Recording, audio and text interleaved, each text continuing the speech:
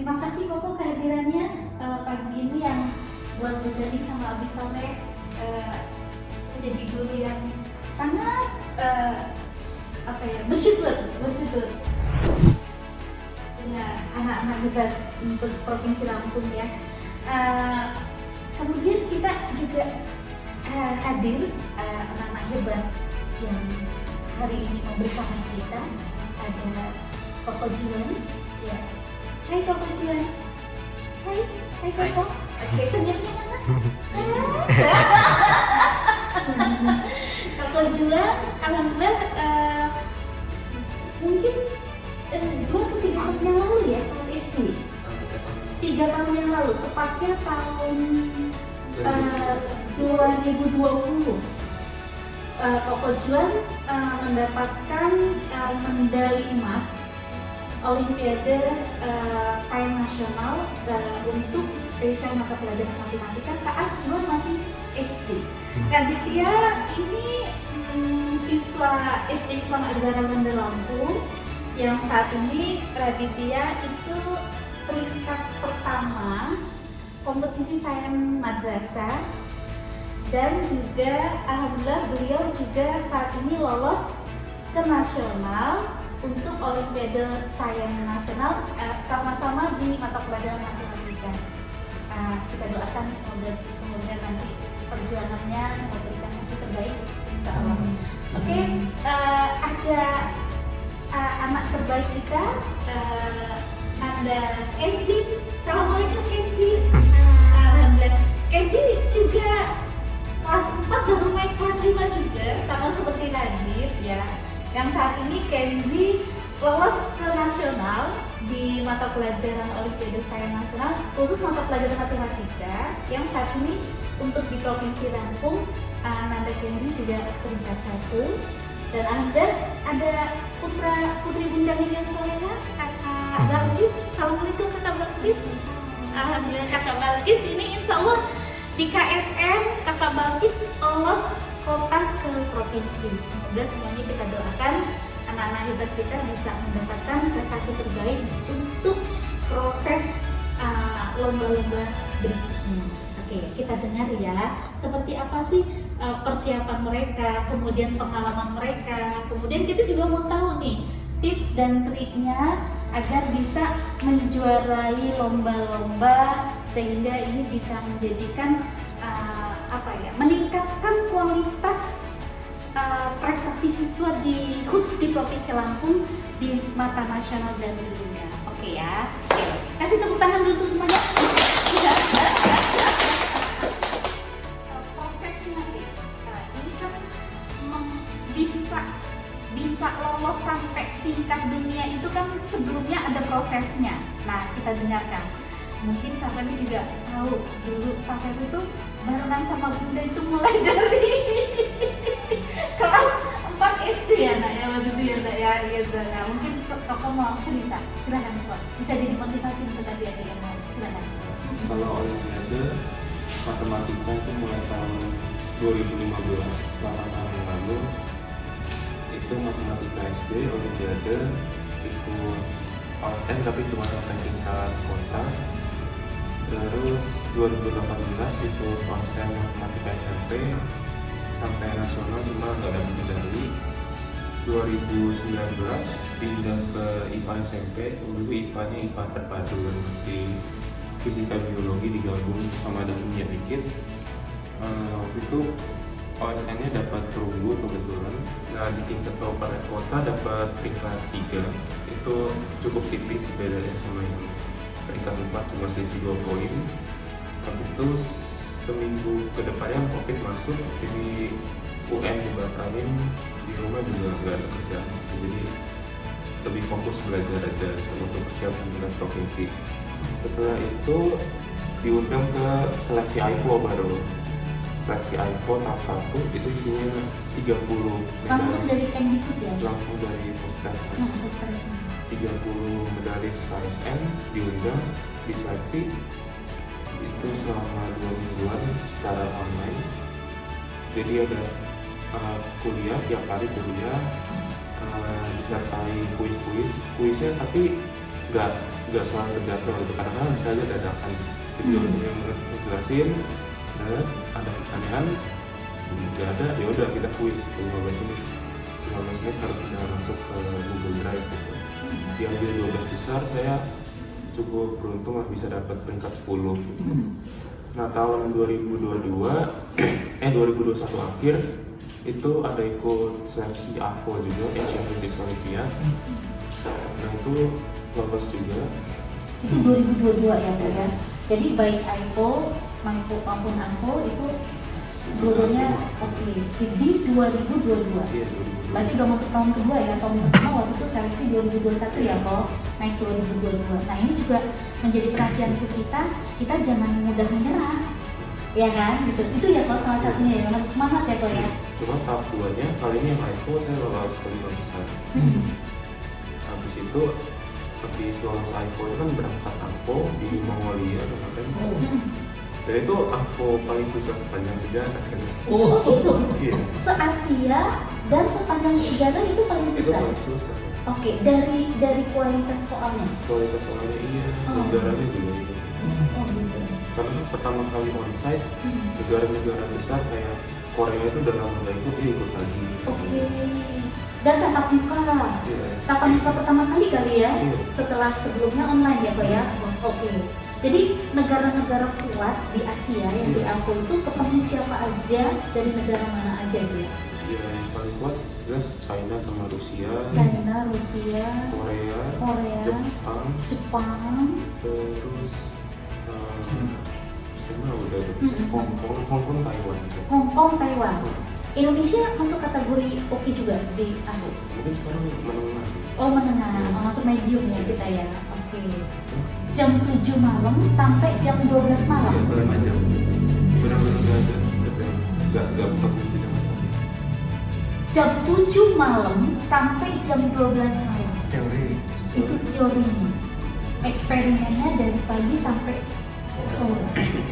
Dan itu ya udah habis jam 12 itu saya tidur, besok paginya bangun pagi baru ngecek solusi teorinya sebelum berangkat buat belajar eksperimen. Ya. Untuk yang proses untuk yang EPO ini ya, itu saat masih platnas ya kalau ya? Oke, lanjut ke. Dan platnas itu benar-benar sampai siang dimana kita mau berangkat ke Jepang. Sampai mau berangkat ke Jepang pun kita masih pelatnas, langsung eksperimen. Langsung eksperimen. Oke. Berapa jam itu dong eksperimen itu? 5 jam. 2 soal. 2 soal 5 jam. Ngerangka itu benar-benar sendiri. Jadi kita cuma dikasih kardus 2. Ada buku petunjuk di sini jelas kayak buku masak itu dikasih step-stepnya. Coba pas saya lakuin, apa sih nggak nyala? Oh gitu. Awalnya nggak nyala. 3 jam saya pakai buat eksperimen 2. Eksperimen 2 itu yang susah banget. Itu optik. Oh oke, siap. LED pasang sini, pasang lensa, pasang polarisator 2 biji lensa lagi apa gitu. Panjang banget rangkaiannya. Dan rangkaiannya bukan lurus ini, dia belok sini, baru ke sana. Oh oke. Oke, lensa ya Koko ya? Iya. Itu rangkaiannya juga setengah mati. Gimana? Bikin cahayanya lurus. Iya. Itu optik, masuk materi optik. Optik. Iya. Ya saya, ya sebenarnya jawaban saya ada isinya lah. Dan itu ngambil data bukan cuma 10 duduk, benar-benar disediain 4 halaman. 4 halaman di sini tabel kosong, kita suruh ngisi. Saya mikir dari hasil eksperimen kemarin, kalau mau aman medalinya, teori saya harus 20 dari 30. Betul. Iya, betul. Tapi saya sendiri kan kalau dia namanya di ruangan normal, kadang-kadang kalau kena pressure itu pikiran suka kemana-mana. Iya, betul. Saya waktu itu udah pasrah, benar-benar malam sebelum lomba itu biasanya doa aja gitu. Betul. Besok itu apapun yang bakal terjadi ya terjadi. Iya. Besok tuh hari terakhir saya sebagai anak Olim. Ya udah saya cuma mau menikmati 5 jam terakhir saya sebagai anak Olim. Iya. Itu benar banget. Tanpa pressure. Soalnya kayak udah tulus aja. Iya, Ada soal gitu. Ternyata ketulusan juga membawa kemenangan ya. Iya. awalnya dia cuma ngomong ini tingkat 1-4 China gitu. Saya iseng, saya tanya aja Indonesia di mana? Dikeluarin hasil riset dan ternyata dia saya kan yang paling atas dari Indonesia bukan saya, orang lain. Nah ternyata pas dia nomor 2 saya. Terus nilai saya kan batas perak itu 25,2. Nilai saya itu pas 25,2. Udah limit terendah itu ya, 25,2. Yang di atas Koko dari Indonesia juga? Iya. Oke. Dari SMA mana? Dari Riau. Oh, dari Riau. Oke. Dia nilainya berapa waktu itu, Kok? 26,8. 26,8. Jadi untuk yang silver medal itu berapa siswa? Pokoknya silver medal itu 25% kan. Oh, 25% ke atas. Kalau yang gold medal? 8. Oh, 8%. Jadi 8% gold medal, 25% itu silver medal. Kalau yang perunggu? 50%. Oh, 50%. Oke. Jadi total peserta ya? Iya. Total peserta berapa kok di Eko? 390 dari 80 negara. 80-an negara. Oke, berarti Koko masuk 25% yang silver medal itu. Iya. Oke. Apa yang Koko rasakan saat nama Koko ada di situ? Kan masih di WhatsApp. Iya. Ya udah saya WhatsApp sama saya aja. Aku udah tahu hasil, tapi aku nggak mau ngasih tahu. Jangan nggak kita tahu. Iya. Ya surprise aja. Maksudnya memberikan rasa, ya pasti kan mama juga, aduh anak saya kan gitu, membuat mama jadi tenang ya Koko ya. Artinya perjuangan Koko yang luar biasa ini memberikan hasil terbaik yang Koko memang sudah upayakan ya Koko ya. Yang pas silver medal itu kan 25% ya Koko. Indonesia ada berapa orang masuk ke silver medal? 2. Berarti yang dari Riau 1, Koko 1. Wah, kita Koko. Oh, di Indonesia. Iya. Sumatera. Dan dua-duanya Sumatera. Wah, dan yang dari Riau dari Dharma juga. Itu memang sekolah bagus. Oke. Nah, saat ini kan lumayan panjang ya Kak perjuangannya ya. Iya loh, dari 2021 loh. Iya kan, 2021, 2022, 2023 gitu. Ada dong rasa lelah jenuh gitu ya kan Kok? Iya, karena kan 2 kali tahapan gagal itu nggak mudah kan Kok untuk bisa bangkit kembali ya, yang ada ya sudahlah kan gitu kan gitu. Apa tuh yang memotivasi Koko? Saya mau maju lagi. Ya, aku udah sabar apa? Oke. Pesan apa Kok yang Koko bisa sampaikan untuk anak-anak hebat kita lanjutannya? Ya, pertama-tama harus punya gambaran apa yang mau dicapai gitu. Terus berjuanglah untuk dapetin itu dengan pace kalian sendiri itu. Gak usah mau cepet-cepet atau apapun gimana. Nikmatin aja prosesnya, benar-benar ketika belajar bikin itu terinternalisasi dengan baik. Benar-benar ngerti intinya, bukan cuma asal lewat cepat-cepat gitu. Nggak apa-apa kita lambat, yang penting cara belajar kita benar dan kita konsisten. Oke, cara belajar kita benar dan konsisten. Iya, luar biasa ya. Oke. Kalau pas nasional akhirnya mulai latihan mandiri tiap hari gitu kan ya. Belajar soal nasional. Nah tapi waktu itu ada hal yang karena jujur kayak beberapa bulan sebelum kota aja saya kadang masih nggak bisa beberapa soal kota loh. Tapi justru itu gara-gara tekanan bahwa saya belum bisa ngerjain soal ini, ya saya terus-terusan belajar. Kira apa? Memotivasi. Iya, jadinya akhirnya pas kota itu, sebelum kota saya juga sempat bikin itu kesepakatan sama guru les saya. Pak, intinya kalau saya dapat nilai 90 ke atas, beliin saya Hokben. Tahu-tahu pas lomba dapat 85.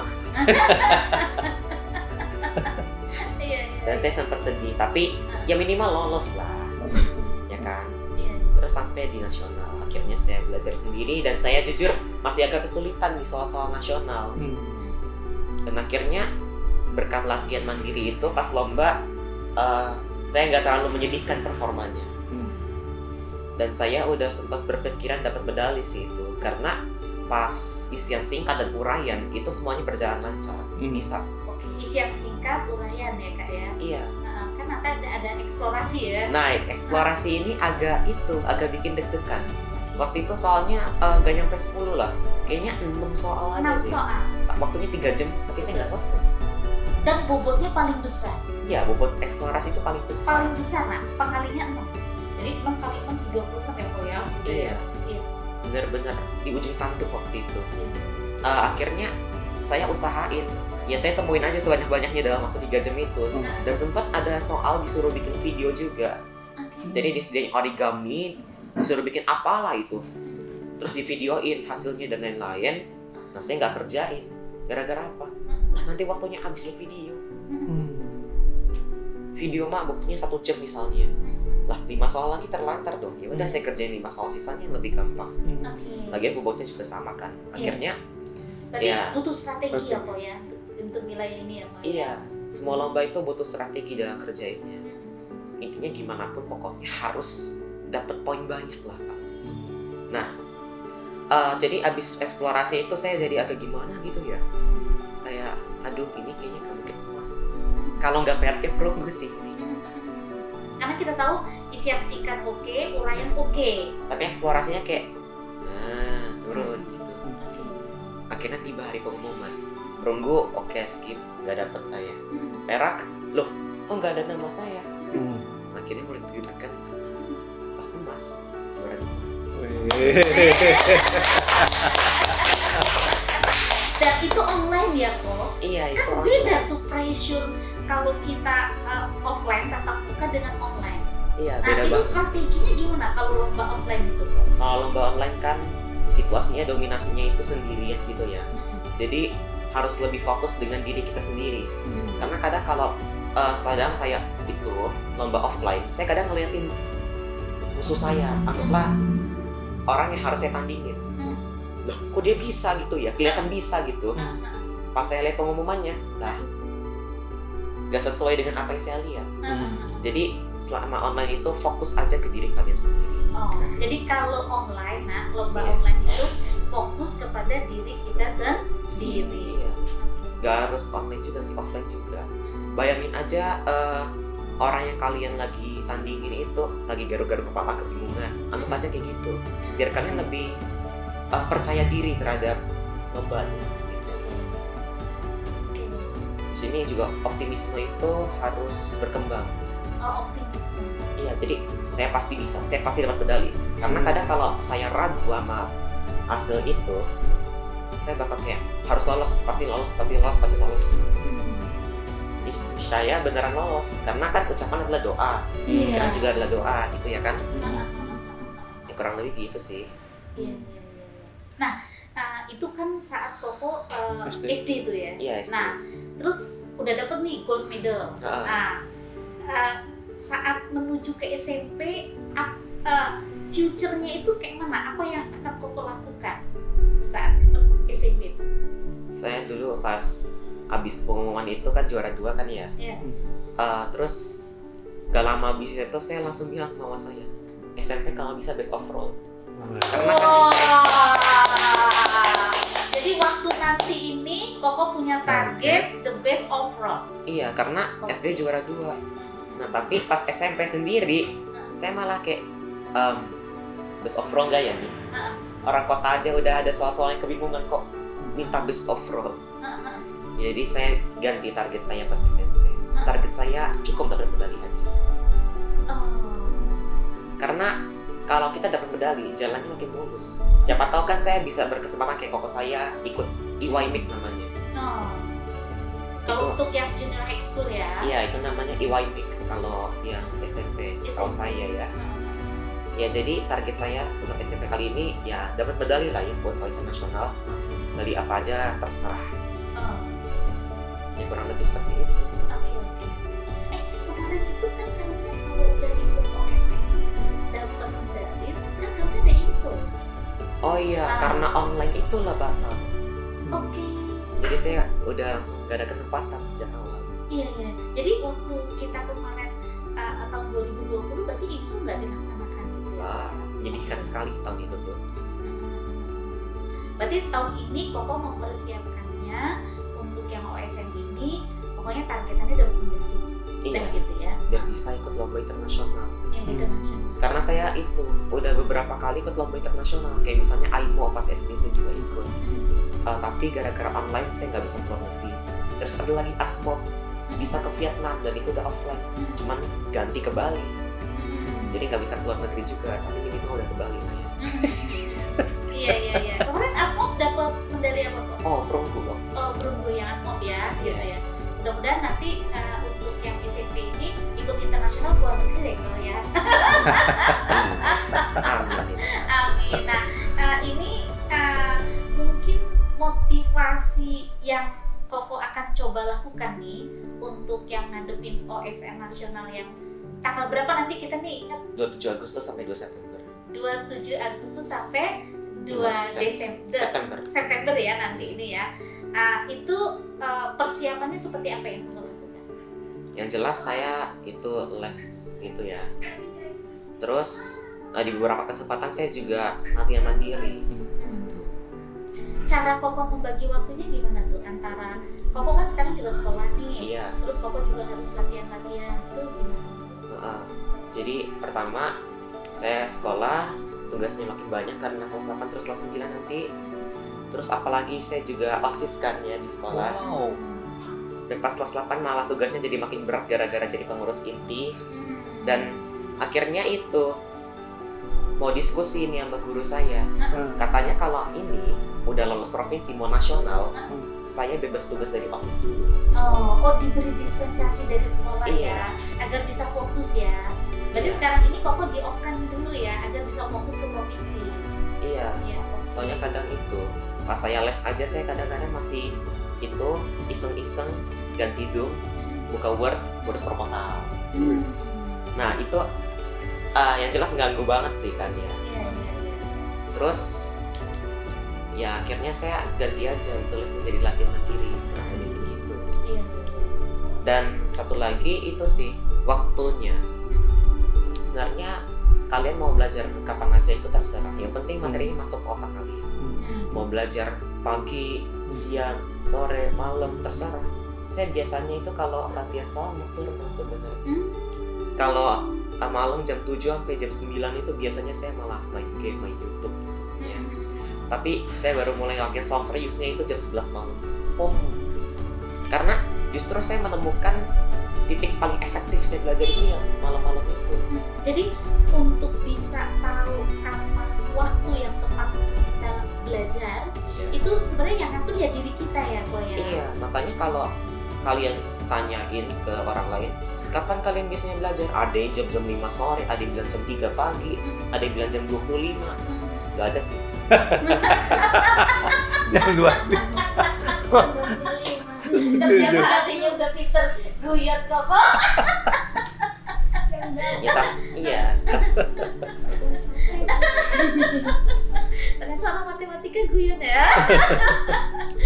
Oke, jadi intinya kita dalam mempersiapkan untuk yang OSN nasional ini, pertama memiliki rasa tanggung jawab ya Kok ya. Iya. Kemudian juga punya kesadaran untuk persiapan yang lebih baik. Nah, terkait dengan waktu dan caranya itu tergantung kenyamanan kita ya Kak ya. Iya, belajar sesuai cara tiap-tiap orang sukanya belajarnya gimana ya ikutin aja. Yang penting masuk otak aja. Mau belajar jam berapa, kayak mana, nggak apa-apa. Kalau saya sih lebih suka belajar santai di kasur, ngerjain soal dari komputer. Itu cara favorit saya belajar dan masuk otak. Kalau kalian lebih suka belajarnya di meja belajar, terus duduk fokus gitu ya terserah. Saya mah di kasur suka rebahan, tapi masuk otak, minimal masuk otak. Mengerti apa Iya. yang kita pelajari gitu ya Kak ya. Iya. Dan Nah, tiap menurut Koko nih, kan Koko nih punya kakak namanya Koko Sate. iya. Bisa menjadi motivasi kayak mana? dengan ya belajar itu nggak boleh di stop. Belajar itu boleh santai tapi juga harus tekun gitu ya. Karena kalau misalnya kalian belajar santai kan belajarnya 2 tahun sekali ya gimana? Jadi harus rutin juga. Apalagi sekarang ini nasional udah di depan mata dan tinggal sebulan lagi. Artinya saya harus belajar tiap hari dong. Harus tekun gitu ya. Kurang lebih kayak gitu. Gitu ya. Nah, mama sama papa di rumah kalau ngedidik kalian itu seperti apa sih? Mama. Iya.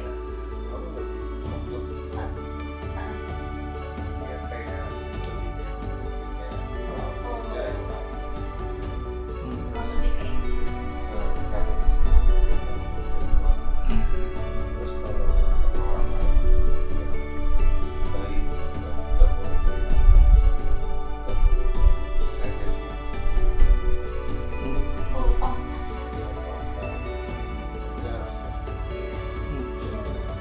kayak itu yang membuat membangun karakter kita ya. Itu yang Koko dapatkan dari seorang mama. Kalau papa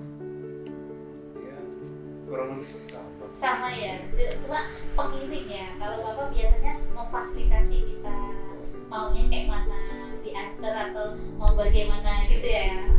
Kalau Juan, apa yang Juan dapatkan dari sosok seorang mama?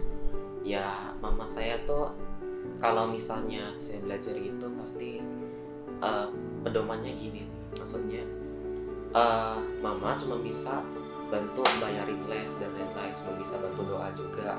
Sisanya belajarnya itu ya di kamu mau menang apa enggak terserah kamu. Kalau kamu mau menang ya belajar terus, nggak mau menang ya sudah. Intinya diberikan kebebasan tentang gimana cara kita memilih hidup gitu. Cuma bisa kasih motivasi, cuma bisa kasih bantuan, dan itu juga harus diapresiasi sih, karena kebebasannya itu juga nggak berpatokan dengan pedoman tertentu. Misalnya kamu belajar harus 10 jam sehari, nggak mungkin gitu kan. Intinya sesuai kemauan kita, yang penting bisa membuahkan hasil bermanfaat bagi kita. Jadi filosofinya kita sama mama itu diberikan ruang untuk bisa mengeksplor diri, namun juga diiringi dengan tanggung jawab ya, sesuai dengan apa yang kita inginkan juga ya Bu ya. Jadi ya, keren banget ya mama dalam mendidik ya. Dan kalau papa sosok apa? Ya mungkin sama sih, Sama ya. cukup Mendukung. jadi pendukung aja. Karena emang mau menang apa enggak ya terserah kita dong. Iya. Diberikan keleluasaan kita untuk seperti apa strategi yang kita lakukan gitu ya. Tapi Koko sendiri juga punya target ya Kok ya? Iya. Tepuk tangan dong buat mama dan papa. Iya.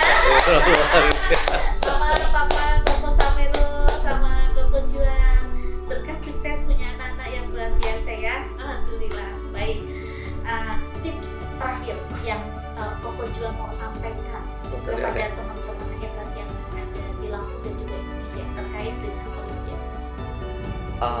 Sebenarnya saya nggak mau nyampe banyak sih.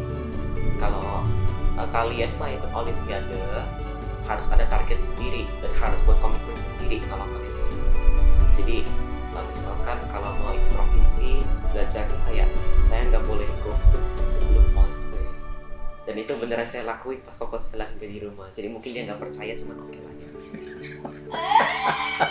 Gitu ya dia. Iya. Dan juga harus ada itu satu teladan yang kalian itu, harus ada satu prinsip sendiri bagi kalian.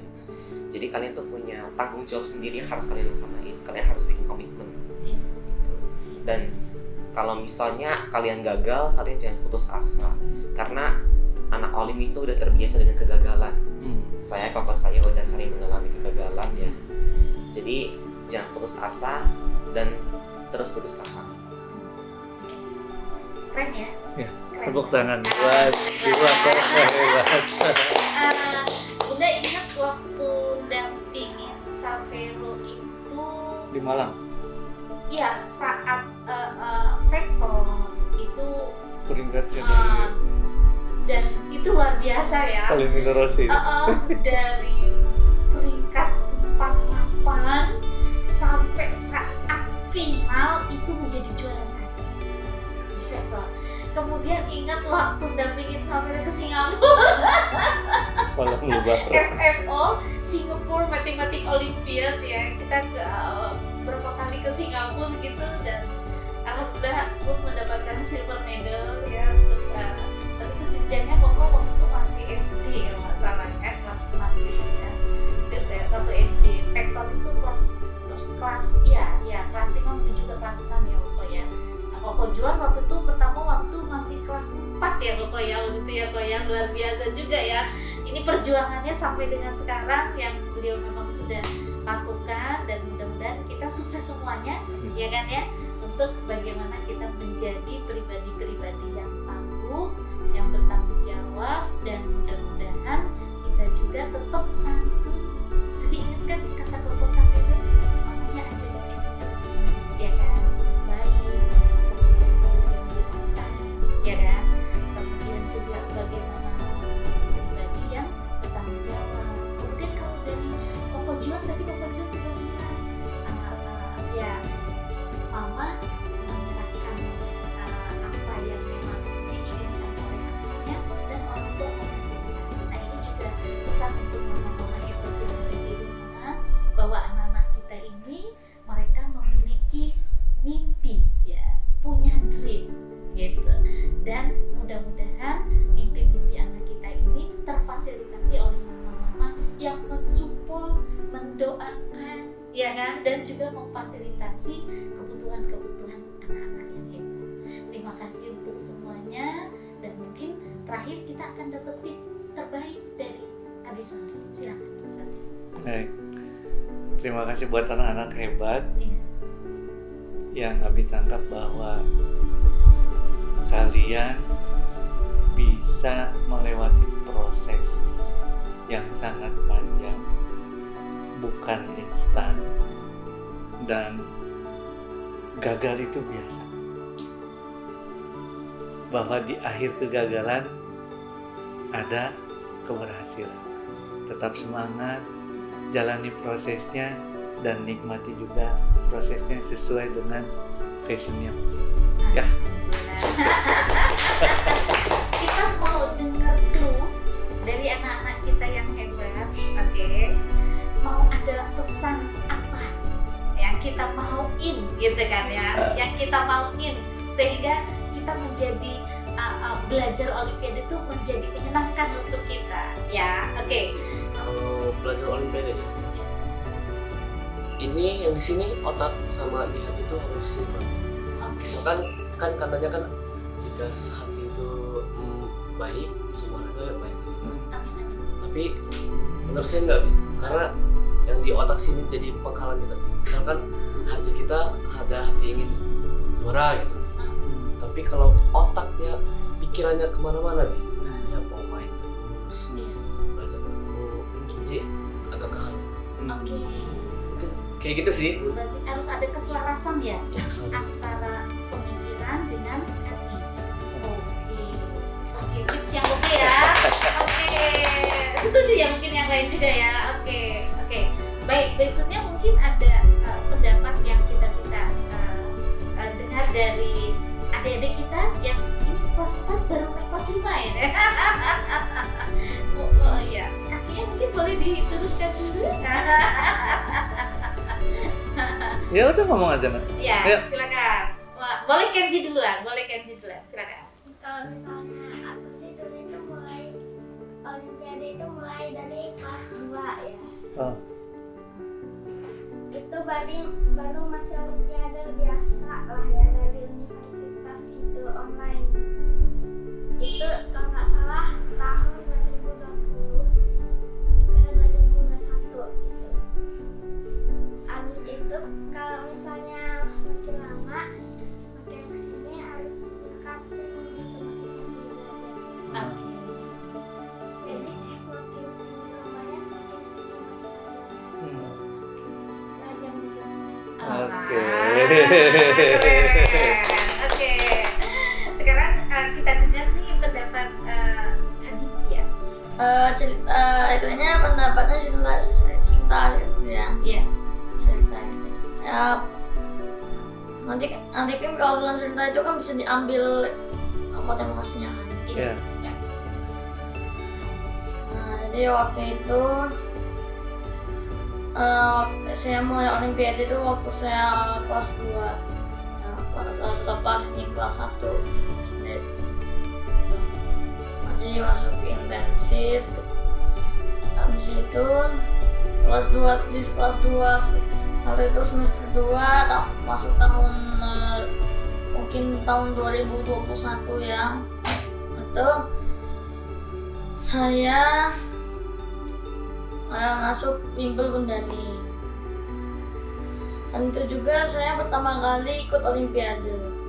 Waktu itu mulai dari Sasmo, Amo, waktu itu saya juga selalu dapat silver medal terus ya gitu. Sampai kelas 3 itu saya ikut Amo, itu pertama kali dapat medali emas ya. Oh. Kelas 3 ya. Ya Amo. Alhamdulillah. Olimpiade memiliki pribadi yang teguh, familiar, dan baik. Oke. Terima kasih semuanya. Sampai jumpa di lomba-lomba berikutnya. Oke, sukses semuanya ya.